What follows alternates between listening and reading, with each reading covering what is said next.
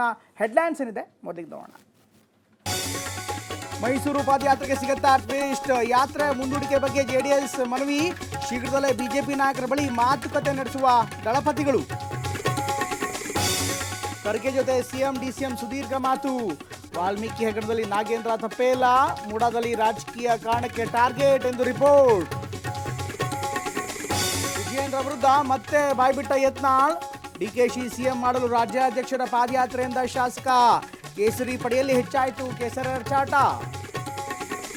ಕೇರಳ ಭೂಕುಸಿತಕ್ಕೆ ಸ್ಮಶಾನವಾದ 2 ಗ್ರಾಮ. ಮಹಾದುರಂತದಲ್ಲಿ 106 ಮಂದಿ ಸಾವು. ಬರದಿಂದ ಸಾಗಿದೆ ರಕ್ಷಣಾ ಕಾರ್ಯಾಚರಣೆ. ಮೆಟ್ರೋ ಹಸಿರು ಮಾರ್ಗದಲ್ಲಿ ವಿದ್ಯುತ್ ಸಮಸ್ಯೆ. ರೈಲು ಸಂಚಾರ ಬಂದಾಗಿ ಪ್ರಯಾಣಿಕರ ಪರದಾಟ. ವಿಷಾದ ವ್ಯಕ್ತಪಡಿಸಿದ ಬಿಎಂಆರ್ಸಿಎಲ್.